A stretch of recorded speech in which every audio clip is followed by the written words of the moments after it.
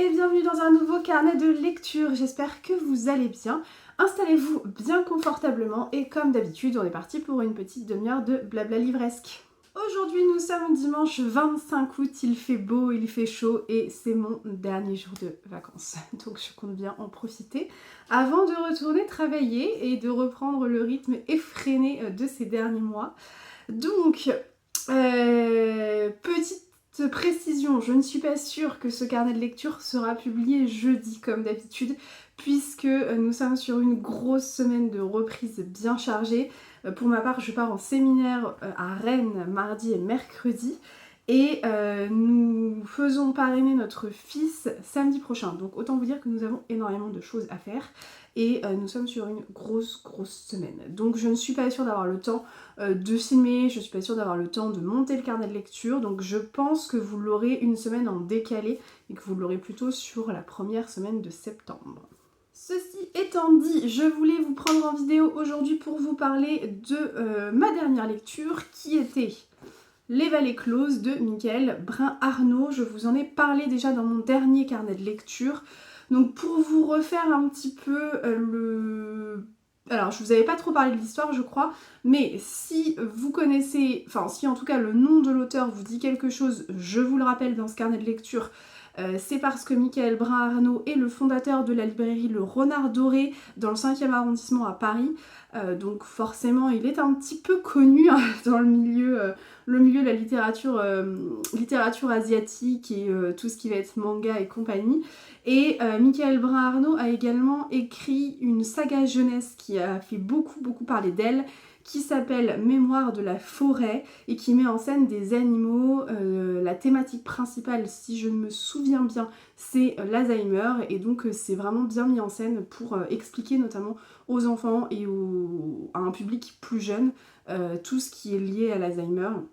Voilà, donc même si c'est une saga jeunesse, je sais qu'elle a fait beaucoup de bruit et qu'elle a été plébiscitée aussi chez les adultes, donc voilà, si vous la connaissez, que vous l'avez déjà lue, n'hésitez pas à me dire ce que vous en avez pensé. Moi je n'ai pas encore craqué pour cette saga, mais j'avoue que ça me tente beaucoup parce que le visuel, en tout cas des couvertures, est très beau et on sent que c'est un peu un univers onirique très sympathique, donc ça me tente beaucoup, mais j'avais dans ma palle ce roman-là, qui est donc le premier roman de littérature générale de l'auteur. Donc c'est pour ça que je me suis d'abord dirigée vers ce roman de littérature générale avant de passer à potentiellement la littérature jeunesse.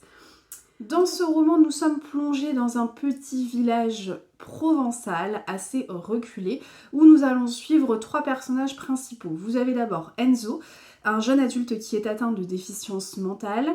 Vous avez ensuite Paul-Marie qui est un comptable qui va prendre Enzo en stage avec lui pendant quelques mois. Et vous avez Claude qui est la maman de Paul-Marie. Ces 3 personnages vont graviter un petit peu dans ce village provençal. Un jour, il se passe un événement, enfin une nuit, il se passe un événement assez... En tout cas, on le dépeint comme tragique entre Paul-Marie et Enzo. Et il va y avoir une véritable vindicte populaire qui va se mettre en marche et Paul-Marie va devoir se cacher dans le grenier de sa mère pour échapper à cette vindicte populaire, en gros. On est sur un roman qui ne m'a pas convaincue personnellement. Je n'ai pas été très emballée par ce livre pour 2 raisons principales. La première, c'est le langage qui est utilisé. Dans mon dernier carnet de lecture, je vous parlais de langage populaire. En l'occurrence, je pense qu'on n'est pas sur un langage populaire, on est sur quelque chose d'un petit peu plus cru. On est sur un langage terriblement grossier, terriblement vulgaire, et ça, c'est à toutes les pages du roman. Donc le roman n'est pas très long, il fait à peine 300 pages, mais autant vous dire qu'au bout de 300 pages, la coupe était pleine. J'en avais à ras-le-bol de lire des passages aussi vulgaires. Tout est vulgaire, tout est exacerbé, tout est décrit de façon grossière. Alors je pense, après avoir réfléchi à tout ça, que c'est pour démontrer qu'on est dans un village assez reculé, dans un village presque arriéré, avec une ouverture d'esprit qui est inexistante, hein, clairement. Mais je trouve que ça dessert un peu le roman parce que à un moment donné, le lecteur en a marre d'avoir autant de vulgarité dans un roman. Enfin, en tout cas, moi, j'en ai eu marre, vraiment. Donc, je ne l'ai pas abandonné en cours de route parce que je voulais quand même aller au bout et j'avais envie de savoir quand même ce qui se passait. Mais j'avoue que je me suis tâtée à plusieurs reprises de le mettre de côté et de l'abandonner, ne serait-ce que par rapport à ce langage utilisé. Voilà, j'ai pas été... ouais, le langage ne m'a absolument pas conquise, hein, clairement. La deuxième raison, c'est que je trouve que c'est un petit peu... comment dire? Je trouve que c'est un petit peu tiré par les cheveux, entre guillemets. Alors, effectivement, là, je pense que l'objectif de l'auteur, c'était vraiment de démontrer que les petits villages un peu reculés, un peu arriérés comme ça, manquaient cruellement d'ouverture d'esprit. Il y a énormément de préjugés, il y a beaucoup de... Enfin, il faut rentrer dans un moule en gros, et si on rentre pas dans le moule, bah ça marche pas. En gros, c'est ça.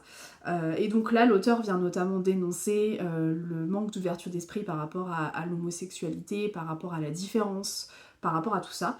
Je trouve que c'est extrêmement louable de la part de l'auteur de vouloir dénoncer tout ça parce que c'est vrai. Je pense qu'il y a effectivement des villes en France ou des villages en France qui ne sont pas très ouverts d'esprit, pour lesquels clairement il y a beaucoup de chemin à parcourir encore, mais je trouve que c'est un petit peu exagéré, si vous voulez, parce que dans ce roman il n'y a rien de bienveillant, tout est noir en fait, tout est noir, il n'y a que de la haine, il n'y a que que des choses négatives qui se passent. Il y a énormément de négativité en fait, c'est que ça. Et du coup, je trouve que c'est plombant, je trouve que c'est sordide, je trouve que c'est malaisant. C'est un roman vraiment, je l'ai refermé, je me suis pas sentie à l'aise. J'avais un sentiment vraiment très particulier qui me mettait mal à l'aise. Et c'est pas ce que j'ai envie de ressentir quand je ressors d'une lecture, vraiment.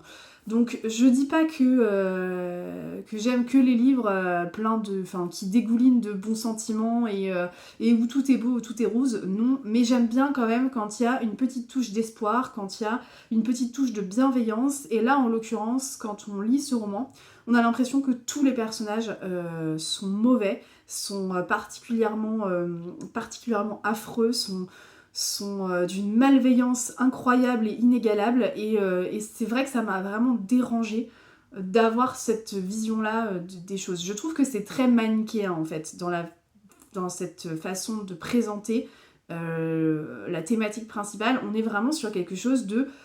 c'est pas tout blanc ou tout noir, là en l'occurrence c'est tout noir. Enfin vraiment, il y a zéro bienveillance, il y a rien du tout.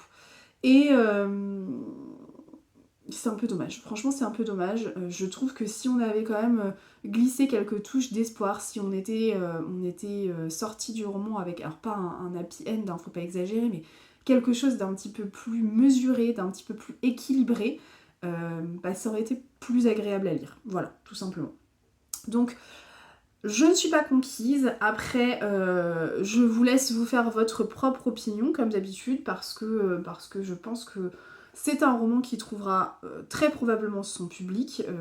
On est sur des thématiques qui sont très fortes, qui sont poignantes et qui doivent être abordées. Donc c'est ce que je vous disais tout à l'heure, c'est extrêmement louable de la part de l'auteur d'aborder ces thématiques. C'est juste que je ne suis pas complètement fan de la façon de le faire. Après, peut-être que vous, de votre côté, c'est quelque chose qui va aiguiser un petit peu votre curiosité et qui va vous donner quand même envie d'aller lire Les Vallées Closes. En tout cas, ce qui est sûr, c'est que je pense qu'on est sur quelque chose qui est extrêmement différent de la saga Mémoire de la forêt. Donc je ne suis pas... je ne suis pas fermée du tout à l'idée de lire Mémoire de la forêt et la saga jeunesse parce que je pense qu'on est sur quelque chose d'extrêmement différent. Déjà, à mon avis, on est sur un langage beaucoup moins grossier que celui qui est utilisé ici puisqu'on s'adresse quand même à un public très jeune. Là, c'est pas le cas, on est sur quelque chose de littérature générale, donc forcément on est sur un langage un petit peu plus... Enfin, on a pris un peu de liberté par rapport au langage utilisé, ce qui est normal. Donc voilà, donc en tout cas moi ça ne m'a absolument pas enlevé de la tête de découvrir la version plutôt littérature jeunesse de Michael Brun-Arnaud, mais je pense que sur la partie littérature générale, je vais en rester là, parce que je n'ai pas été convaincue par celui-là. J'ai presque terminé ma lecture audio, alléluia. J'ai mis du temps à la finir tout simplement parce qu'on était en vacances, et c'est vrai qu'en vacances je prends beaucoup moins le temps d'écouter mon livre audio, enfin j'ai moins de moments à moi pour écouter des livres audio. C'est vrai que j'écoute beaucoup les livres audio lorsque j'ai des trajets, donc c'est notamment lorsque je vais travailler, donc forcément, bon, bah là étant en vacances, c'était un petit peu plus compliqué. Et c'est vrai que bah, voilà, j'ai préféré passer du temps avec ma famille plutôt que de me couper complètement et de me mettre un peu dans ma bulle, notamment quand je devais faire à manger ou des choses comme ça. C'est des moments que j'aime bien partager avec mon fils et mon conjoint, donc du coup j'ai moins eu de moments pour écouter mon livre audio et bah, c'est pour ça que j'ai un petit peu traîné. Mais je suis toujours dans Les Sirènes de Malibu de Taylor Jenkins Reid. Et c'est un roman que j'aime beaucoup. Là, je suis vraiment à la fin, il me reste 45 minutes d'écoute, donc je pense que ça va être très très rapide à finir. Je pense que je vais l'écouter un petit peu aujourd'hui, puisque je suis un petit peu toute seule là ce matin, donc je vais en profiter pour écouter autant que je peux, pour finir un petit peu cette lecture, parce que j'ai vraiment pas envie de la faire traîner plus longtemps, j'ai vraiment envie de savoir ce qui se passe. C'est vraiment un roman...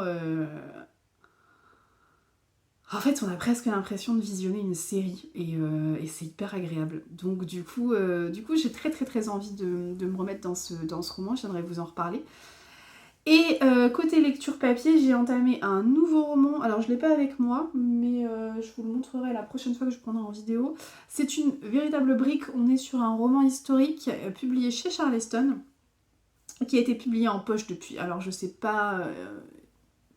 Ouais, si, ça a été publié en poche depuis. Il s'agit d'un roman de Martha Hall Kelly. Le titre c'est Les tournesols suivent toujours la lumière du soleil, ou le tournesol suit toujours la lumière du soleil, quelque chose comme ça. Martha Hall Kelly, c'est une autrice que j'aime bien. Je l'avais découverte avec son roman Le lilas ne refleurit qu'après un hiver rigoureux. Je crois que c'est ça le titre complet. Qui était un roman qui se passait pendant la Seconde Guerre mondiale, qui est un roman choral où on alternait le point de vue de 3 femmes. Et c'est un roman que j'avais beaucoup aimé, notamment parce qu'il avait la particularité de donner la parole à des femmes de tous les côtés entre guillemets, puisque nous avions une femme qui se trouvait à New York je crois, et qui avait pris le parti de mettre en place des donations pour les soldats pendant la Seconde Guerre mondiale. Vous aviez une femme qui était dans les camps de concentration, et vous aviez également la personne qui était en face, c'est-à-dire le bourreau, une femme qui était SS hein, tout simplement, et qui gérait le camp, qui gérait une partie du camp. Et donc vous aviez les 3 points de vue, et je trouvais que c'était vraiment bien fait de la part de l'autrice, et on était sur quelque chose d'assez original, parce que vous n'aviez pas que le point de vue de la victime du camp de concentration ou la partie plutôt SS. Souvent c'est ça en fait, dans le roman vous avez l'auteur prend le parti de suivre qu'un seul des 2 camps, et là en l'occurrence vous aviez les 2, et je trouvais que c'était très bien fait. Et je peux déjà vous dire que dans Le tournesol suit toujours la lumière du soleil, c'est la même construction, on est sur un roman choral avec 3 points de vue différents, et c'est pareil, on est sur 3 points de vue qui ne sont pas entre guillemets dans le même camp, puisque là sur ce roman là on est pendant la guerre de sécession aux États-Unis. Donc vous avez les pro-esclavage et les contre l'esclavage. Et c'est très intéressant comme livre. J'en suis pas très loin, j'en suis page 80. Et j'aime beaucoup. Pour finir cette petite séquence vidéo, je voulais vous parler de thé. Je vous en parle rapidement, mais je sais que vous êtes quelques-uns à apprécier quand je vous fais un retour sur du thé, donc voilà. Je le fais très très rapidement. Je vous ai déjà parlé de la marque Baroni, que vous avez là. Baronise, c'est une marque bretonne et donc vous avez un certain nombre de thés. Et donc moi la dernière fois que je suis allée en boutique dans le golfe du Morbihan, j'ai pris le Rooibos Pays de la Roche aux Fées, qui est un Rooibos aromatisé amande, sarrasin grillé et caramel, qui est vraiment excellent. Et j'ai pris également un thé vert, poire, figue, châtaigne et cannelle, qui est très très bon aussi.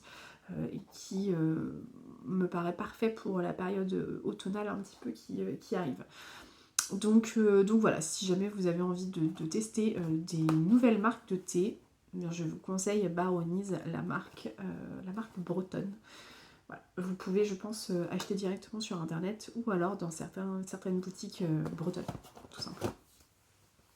Sur ce, eh bien écoutez, je vais vous laisser ici, je vous reprendrai plus tard. Alors comme vous l'avez sûrement compris, je ne sais pas exactement quand, puisque la semaine va être très chargée. Mais je viendrai vous faire un petit retour de mes lectures. Si c'est pas cette semaine, ce sera la semaine d'après. Et je vous parlerai notamment de ma lecture audio que je compte bien terminer maintenant. Allez, sur ce, je vous reprends plus tard. Hello, aujourd'hui nous sommes lundi, fin d'après-midi, je vous retrouve pour vous parler lecture. Je prends quelques minutes avant de préparer mes affaires pour partir en séminaire et compagnie et je voulais absolument vous parler de ma lecture audio puisque j'ai terminé Les Sirènes de Malibu de Taylor Jenkins Reid que j'écoutais depuis un certain temps quand même, hein. Comme je vous le disais dans la séquence vidéo précédente, j'ai un petit peu tardé à mettre fin à cette lecture audio, pas du tout par manque d'enthousiasme ou d'envie, parce que c'est une lecture que j'ai beaucoup aimée, mais plus par manque d'opportunité et de temps d'écoute audio, plus que voilà. Plus pour ça en tout cas, mais c'est une très bonne lecture, je suis très contente d'avoir découvert l'autrice avec ce roman. Donc pour vous expliquer un petit peu l'histoire, puisque ça fait longtemps que je vous en parle, dans ce roman, on est plongé à Malibu en août 1983 et on est plongé spécifiquement dans une soirée, c'est une soirée mondaine qui est organisée tous les ans au mois d'août par la famille Riva et notamment dans la célèbre maison de Nina Riva qui est l'aînée de la fratrie Riva. Et donc les Riva, ce sont les 4 enfants de la célèbre star Mick Riva, qui est un chanteur célébrissime aux États-Unis. Et donc du coup, on va faire un focus sur ce qui va se passer pendant cette soirée d'août 1983. On va nous expliquer qu'il se passe quelque chose pendant cette soirée et à travers ça, on va découvrir un petit peu tous les secrets les plus sombres de la famille Riva.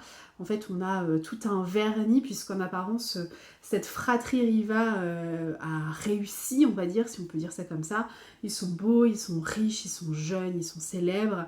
Donc tout va bien dans le meilleur des mondes. Et finalement, quand on gratte un petit peu le vernis, on se rend compte que quand même, il y a pas mal de choses qui se craquellent et qu'il y a beaucoup de secrets qui sont mis sous le tapis. Donc voilà un petit peu le postulat de départ sur cette histoire. Alors c'est quand même important de préciser que la famille Riva n'a jamais existé, hein. C'est une famille qui est totalement inventée par l'autrice, mais c'est d'ailleurs en ça que c'est très très fort parce qu'on arrive presque à douter de l'existence de cette famille Riva. Les Sirènes de Malibu, c'est une saga familiale pleine de secrets et pleine de rebondissements. On est sur un rythme assez effréné qui est très bien maîtrisé avec une construction narrative que j'ai trouvée extrêmement intéressante puisque en fait vous avez un compte à rebours jusqu'à la fête du soir entrecoupé de flashbacks qui vont nous permettre de comprendre un peu mieux les secrets de la famille Riva. Et donc ces flashbacks, ils reviennent vraiment en arrière, on repart des années 50 avec la jeunesse de Mick Riva, son histoire d'amour avec June, sa femme, et ça va en gros de 1950 à cette fameuse soirée en août 1983. Et donc ça nous donne un roman avec un rythme très bien maîtrisé, très bien dosé, et ça donne pas mal de peps au roman, donc ça c'est un gros point positif. On a des personnages qui sont ancré dans le réel. Comme je vous disais, pour moi c'est le point vraiment à retenir de ce roman, c'est vraiment ça. On a l'impression que ce sont des personnages qui ont réellement existé. En fait, on en vient presque à douter de l'existence de la famille Riva, et on a l'impression que Taylor Jenkins Reid nous propose une véritable biographie. Et j'ai trouvé ça très très fort, parce que je trouve qu'il y a assez peu d'auteurs qui arrivent à faire cette prouesse de rédaction, enfin cette prouesse rédactionnelle presque, parce que vraiment je trouve que le fait de douter de l'existence des personnages, bah ça donne un intérêt supplémentaire au roman, ça rend le roman très captivant, et du coup les personnages en deviennent extrêmement attachants. Et là vraiment pour moi c'est le gros point fort de ce roman. D'ailleurs, il me semble que dans son roman Daisy Jones and the Six, on est un peu sur le même procédé narratif et sur la même prouesse rédactionnelle, si je peux dire ça comme ça, dans le sens où dans son roman Daisy Jones and the Six, elle crée de toutes pièces un groupe de musique, et c'est pareil, il semblerait qu'on en vienne presque à douter de l'existence réelle ou non de ce groupe de musique. Et du coup elle le refait dans Les Sirènes de Malibu, et c'est vraiment très très bien. Moi ça me donne vraiment envie que d'une chose, c'est de me ruer sur Daisy Jones and the Six. C'est un roman qui me fait de l'œil depuis sa sortie. Je sais pas pourquoi j'ai pas encore craqué, mais du coup j'ai très très envie soit de l'écouter, soit de le lire, mais j'ai très envie de me plonger dans cet univers musical qu'elle a créé, parce que du coup on est vraiment sur quelque chose qui m'a l'air très ancré dans le réel. Et je pense que ça, c'est très bien fait également.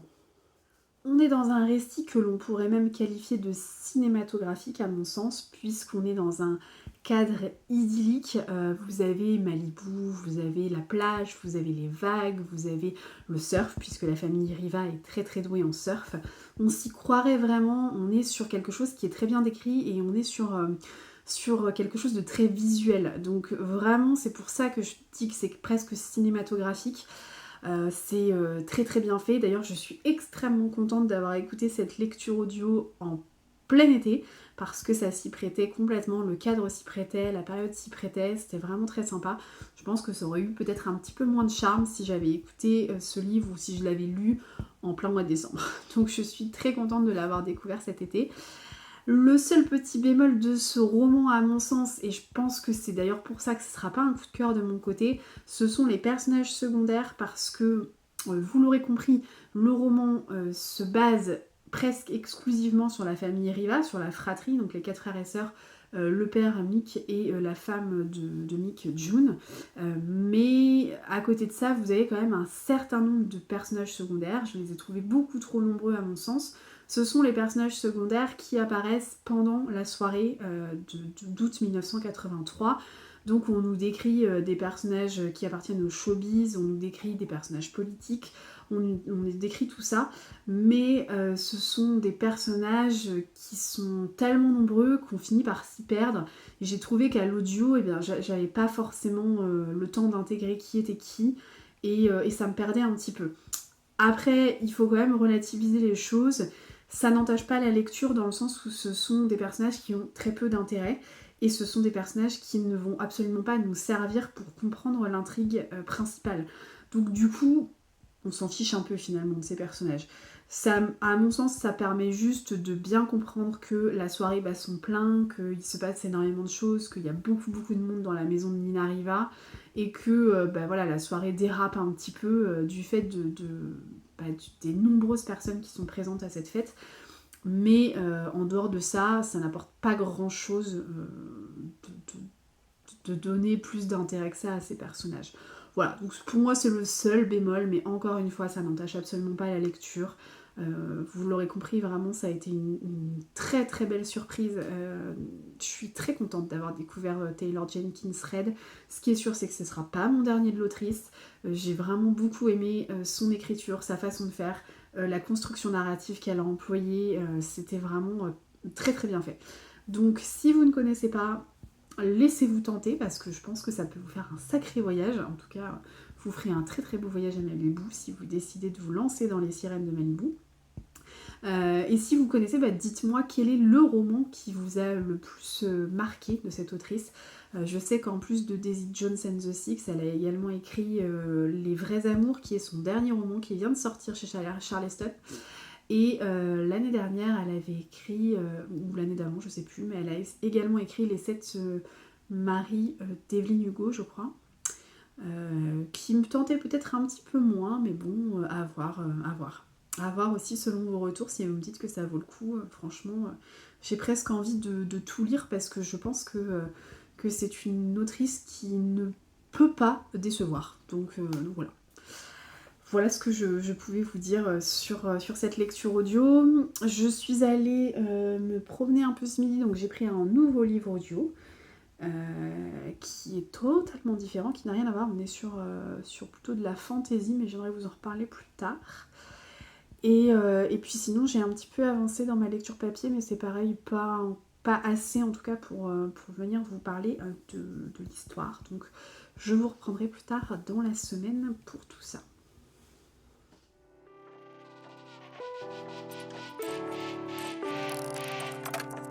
Hello, je reviens vous parler, nous sommes mercredi soir, il est 20h30 passé. J'ai un petit peu traîné avant de revenir vous parler et je m'en excuse. La raison, vous la connaissez puisque je vous en ai déjà parlé la semaine dernière, c'était une semaine très très chargée puisque d'un point de vue professionnel comme personnel, je n'avais pas beaucoup de temps. Autant pour lire que pour venir vous prendre en vidéo, donc ça a été un peu compliqué. Bref, ceci étant dit, je suis enfin de retour. J'ai pu reprendre une lecture audio, une lecture papier, donc je vais pouvoir vous en reparler un petit peu plus en détail puisque j'ai quand même bien avancé malgré tout. J'espère que la luminosité ne sera pas affreuse puisque bien évidemment le jour décline, donc on n'a pas une super luminosité et je n'ai pas allumé la ring light. D'ailleurs je ne sais même pas où elle est. Je ne sais même pas où elle est. Et si elle est là-bas. Enfin bref, je ne l'ai pas allumée, donc j'espère que ça va aller. Je vais donc faire assez vite pour éviter que l'on termine complètement dans le noir. Je vous disais donc que j'ai commencé une nouvelle lecture audio. C'est une lecture audio que j'ai eue en partenariat grâce à NetGalley et vraiment je les remercie puisqu'on est sur une lecture audio qui sort un petit peu de mon cadre habituel de lecture, on va dire, et de ce que j'ai l'habitude de lire. Donc ça me plaît bien et pour l'instant, c'est une lecture audio que j'aime beaucoup et je suis vraiment très très contente d'avoir été retenue pour ce partenariat-là parce que vraiment, je pense que ça va être une saga un peu chouchou puisque oui, nous sommes encore une fois sur une saga et on est sur un premier tome de saga. Donc bon, j'avais dit qu'il fallait que je continue mes sagas, que j'en commence pas des nouvelles, etc. etc. Et puis finalement, vous voyez le résultat. On commence des nouvelles sagas, on n'en termine pas, enfin bon, voilà. Bref, du coup, sur ce partenariat, qu'est-ce que je peux vous dire? Je peux vous dire que c'est un style spécifique, assez particulier, assez original, puisque c'est un roman d'un genre assez peu répandu, qui est le genre steampunk. C'est un genre que je ne connais pas trop, j'ai déjà lu une saga de steampunk, mais c'est la seule saga que j'ai lue de ce genre-là, c'est la saga Le Protectorat des Ombrelles, que j'avais beaucoup aimé, je l'ai lu il y a des années de ça, je pense qu'il y a au moins 10 ou 15 ans, mais c'est une saga que j'aime beaucoup, encore aujourd'hui, je me souviens de certains détails et j'avais vraiment particulièrement adoré cette saga. Donc je suis contente de replonger un peu dans cet univers steampunk. Si vous ne connaissez pas cet univers, sachez que le steampunk c'est un mouvement culturel qui va mêler l'esthétique et la technologie du 19e siècle avec des éléments de science-fiction. Donc on est sur quelque chose de très particulier, puisque ça mêle vraiment entre guillemets l'ancien et l'invention, le nouveau quoi. Donc du coup c'est assez particulier, mais ça donne souvent quelque chose de très sympathique. Donc, le roman que je lis et que j'écoute en ce moment grâce à NetGalley, c'est le premier tome de la saga Steam Sailors, saga qui est écrite par E.S. Green, et donc on est sur une trilogie pour le moment. Je ne crois pas qu'il y a d'autres tomes de prévus, mais je ne garantis rien, je n'en sais pas plus que ça, mais pour l'instant il y a 3 tomes. Le premier tome que je suis en train d'écouter s'appelle L'Héliotrope, et donc dans cette histoire on est vraiment sur un monde totalement inventé, on est dans un monde de fantaisie clairement, et donc vous avez ce qu'on appelle le haut monde et le bas monde, et donc il fut un temps où le haut monde et le bas monde étaient réunis et en gros étaient nourris par les alchimistes. Les alchimistes, ils nourrissaient un peu ces deux mondes via leurs merveilleuses inventions, via leurs machines extraordinaires, leur pouvoir extraordinaire et fantastique. Et tout se passait très bien jusqu'au jour où il y a la grande fracture. Et la grande fracture, c'est une sorte de guerre entre les industriels et les alchimistes. Et donc les industriels vont complètement rayer de la carte les alchimistes, donc on n'en entendra plus parler. La légende dit que les alchimistes, avant de disparaître, ont caché un de leurs trésors, enfin tous leurs trésors, dans une cité secrète, mais c'est une légende, hein, on n'entend pas plus parler que ça. Et donc depuis la grande fracture, le haut monde et le bas monde ne se parlent plus. Il y a vraiment, pour le coup, une fracture entre les deux. Et donc vous avez le bas monde qui vit un peu une ère obscure, assez rétrograde, bon, pas forcément très sympa, et le haut monde où c'est vraiment un monde presque inaccessible qui fait l'objet de tous les fantasmes depuis le bas monde, donc voilà, on est sur quelque chose d'assez différent et d'assez tranché. Et donc dans ce monde fantastique, là, dans ce monde qu'on ne connaît pas, ce monde de fantaisie, on va faire la connaissance de Prudence. Prudence qui est une jeune fille qui vit un peu en paria, c'est une orpheline, et elle vit en paria parce qu'elle est considérée comme une irrégulière. Et elle est irrégulière parce qu'elle a des pouvoirs magiques, elle arrive à lire l'avenir à travers ses rêves. Et donc c'est un petit peu particulier, et Prudence se retrouve un jour dans une situation très inconfortable puisqu'elle est prise en otage par une bande de pirates, et cette bande de pirates, ce sont des pirates de l'air, puisqu'ils habitent et ils voguent avec l'héliotrope. L'héliotrope, c'est donc un bateau qui navigue dans les airs, en gros. Voilà. Voilà ce que je peux vous dire. Là, on est vraiment sur le premier tome, donc effectivement, on suit Prudence, on suit les pirates de l'héliotrope, on suit tous les personnages qui vont avoir de l'importance dans ce tome, notamment le capitaine Mousquet, je crois, il s'appelle Théodore Mousquet. On va avoir Ézéchiel, on va avoir Gareth, on va avoir un certain nombre de personnages comme ça qui vont évoluer avec Prudence. Et ça forme une bande de joyeux lurons à laquelle on s'attache, clairement. Donc, autant vous dire que j'aime beaucoup ce roman, j'aime beaucoup l'écoute audio de ce roman, parce qu'on est sur un style steampunk que j'aime beaucoup, avec effectivement beaucoup de petites choses très anciennes. On va vous parler de plein de mécanismes anciens, on va vous parler par exemple de Pigeonnier, le bateau, le bateau l'héliotrope. Il a sur ce bateau, il y a un pigeonnier, et donc voilà, on se dit bon il y a des pigeons voyageurs, machin, donc ça c'est quand même très très ancien, mais à côté de ça, il y a plein de petits mécanismes hyper ingénieux de science-fiction, avec des choses un peu magiques, un peu fantastiques auxquelles on n'aurait pas forcément pensé, et c'est tous ces petits éléments de steampunk qui font que ça rend la lecture très très agréable, à mon sens en tout cas, et c'est un univers que j'aime beaucoup, donc ça me plaît bien. Les personnages sont terriblement attachants. Prudence, elle est très attachante, c'est vraiment une jeune fille, en tout cas moi je me la représente plutôt comme une adolescente, et donc c'est pour ça aussi qu'on est sur un roman plutôt young adulte, mais je trouve que c'est pas dérangeant, loin de là. Des fois dans le young adulte, on trouve que les personnages sont soit trop jeunes, soit parfois décrits comme jeunes, mais finalement ils ont des pensées beaucoup trop âgés par rapport à leur âge, mais là c'est pas du tout le cas, et je trouve que c'est très très bien. Prudence, c'est une jeune fille très frêle, très mignonne, à laquelle on s'attache, qui a quand même beaucoup de courage, et qui en a un peu bavé dans la vie, donc du coup elle est très très attachante. Et tout ce groupe de pirates, eh bien, même si au début on a un peu de mal à s'attacher, ça ne dure pas longtemps. Je pense que c'est l'équivalent de quelques pages, puisqu'après, on se rend vite compte que ce sont des pirates que l'on aurait envie d'avoir dans notre entourage ou presque. Je pense que l'écoute audio fait beaucoup aussi, puisque la lectrice qui lit le roman utilise des intonations de voix très différentes en fonction des personnages qui parlent, et je trouve qu'elle le fait à merveille. Et donc ça rend très très bien les choses.